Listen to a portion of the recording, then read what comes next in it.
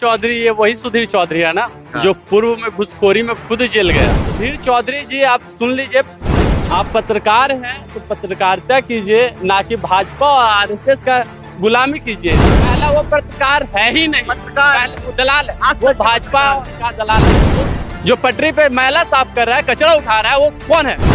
और ये भाजपा और आरएसएस के दलाल है। क्या है, बाथरूम सफाई करवाओ, पैखाना सफाई करवाना, तो शौचालय सफाई करवाना हो तो लाओ निचला जाति को। तो ये सोचना चाहिए कि जिस बाबा साहब पे इतना शोषण अत्याचार किया और उन्हें संविधान बनाने का मौका मिला, वो फिर भी तुम्हारे खिलाफ कोई काम नहीं किया। TV10 भारत, सच की ताकत।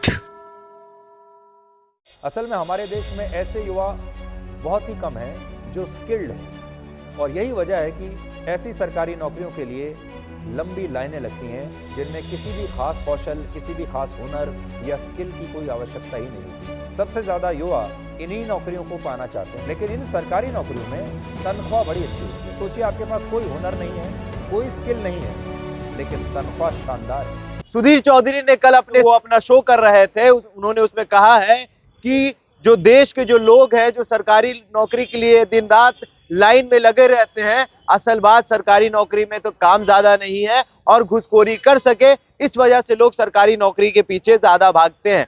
इसी मुद्दे पर बात करने के लिए हमारे साथ देश का युवा राष्ट्रीय जनता दल के नेता हैं समीर पासवान।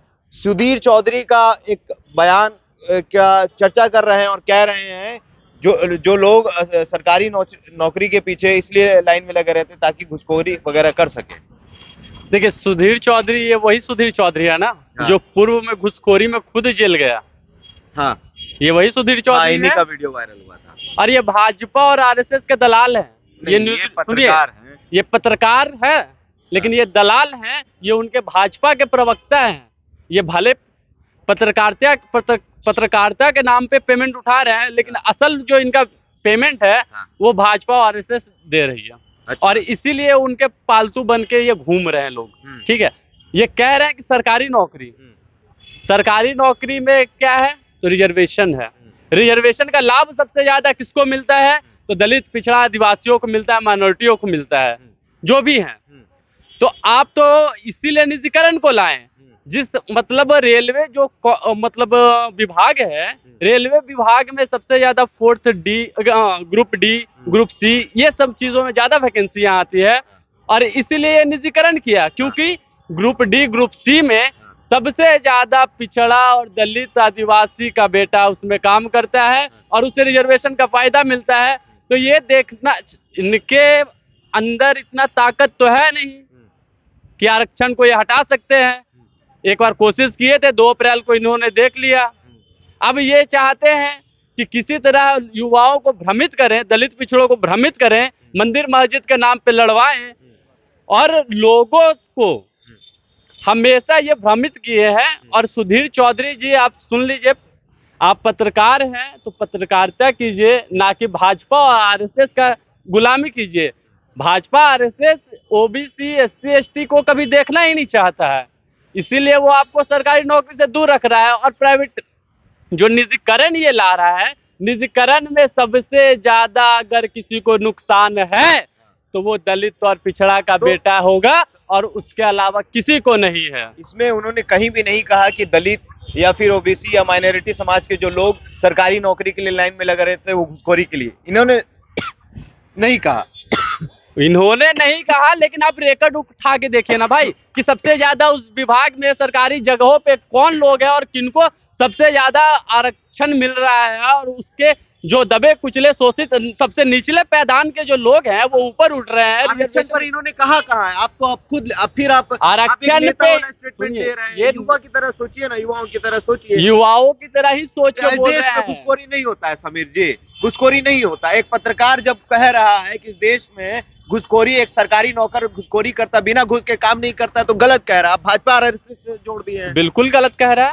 पहला वो पत्रकार है ही नहीं, पत्रकार वो दलाल है, वो भाजपा का दलाल, वो पत्रकार नहीं है भाई। आज तक वो है ही नहीं। हम आप मतलब यहाँ आप पे ही लोग ऐसे पत्रकार, इतने अच्छे पत्रकार को बेइज्जत करते हैं, नहीं मनोबल है, घटाते हैं। नहीं है, इतने अच्छे रहते तो हमें बोलने की जरूरत ही नहीं पड़ती भाई। मुझे और भी पत्रकार लोग हैं, मैंने किसी के बारे में क्यों नहीं बोला। रवीश कुमार के बारे में तो कहते हैं कि वो कांग्रेस के प्रवक्ता है, लोग तो कहते हैं। रवीश कुमार जब कांग्रेस की सत्ता थी ना तो कांग्रेस से भी सवाल पूछते थे, ठीक है, और वो एक निष्पक्ष पत्रकार है, इसीलिए उसके एनडीटीवी को खरीद लिया गया।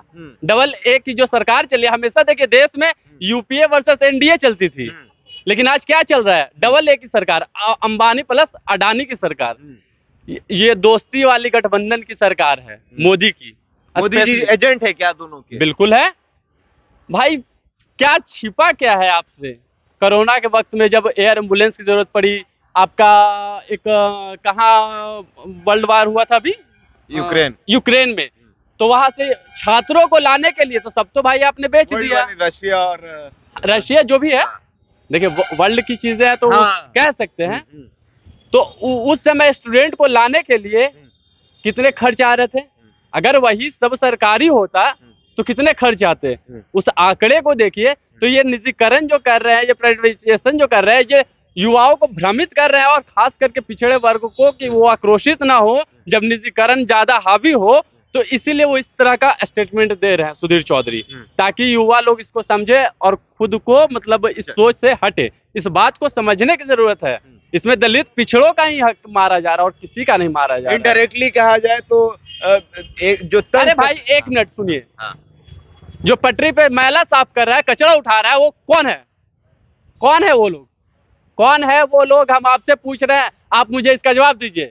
जो बाथरूम साफ कर रहा है, जो रेलवे स्टेशन में सफाई मार रहा है, जो पोछा मार रहा है, कौन है वो लोग? शेड्यूल कास्ट के लोग हैं, शेड्यूल ट्राइब के लोग हैं। तो फिर किसकी बात ये कर रहे हैं? किसकी बात ये कर रहे हैं? आप बताइए ना। जितने भी निचला पायदान का काम है वो कौन लोग हैं? कॉफी बांटना है, ट्रेन में बिस्किट झाड़ू लगाना है, तमाम तरह की नीचे, मैं तो बोल रहा हूँ जितने भी निम्न बोगी में घूमने भाई, इन्होंने तो जात में ही काम बांटा है। अभी मैं आपको एक चीज दिखाता हूँ, आप अपने स्क्रीन पे इसको दिखाइएगा, और मैं आपको बता दे रहा हूँ कि इसमें क्या लिखा है। और मैं आज काफी वायरल हो रहा है।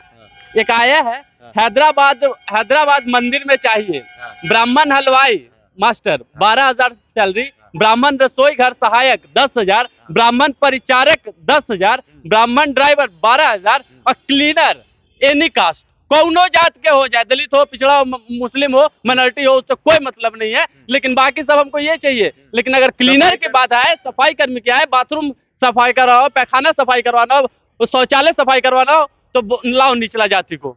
क्या है मतलब, ये क्या मानसिकता दिखाना चाहते हैं लोग? देखिए इसको गौर से देखिए आप लोग, अपने स्क्रीन पे भी दिखाइएगा इस चीज को।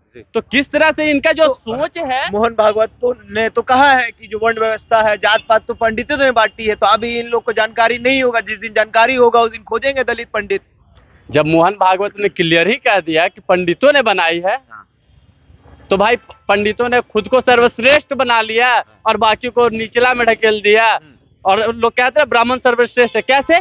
तो ब्राह्मण ने जाति बनाया तो खुद को सर्वश्रेष्ठ बना लिया। लेकिन तुम ब्राह्मणों को ये सोचना चाहिए कि जिस बाबा साहब पे इतना शोषण अत्याचार किया और उन्हें संविधान बनाने का मौका मिला, वो फिर भी तुम्हारे खिलाफ कोई काम नहीं किया। उन्होंने हमेशा सबकी बात की, और हम भी सबकी बात करते हैं। हमें जब तक पूर्ण रूप से दलित पिछड़ों आदिवासियों का अधिकार नहीं मिलेगा, तब तक आवाज उठाते रहेंगे। समीर पासवान है हमारे साथ, और सुधीर चौधरी का जो बयान आया वो कह रहे हैं दलित विरोधी है, SC ST विरोधी है, और वो इस तरह का बयान इसलिए दे रहे हैं ताकि जो लोग रिजर्वेशन से नौकरी करने जाते हैं, ये उनके ऊपर तंज कसा गया है।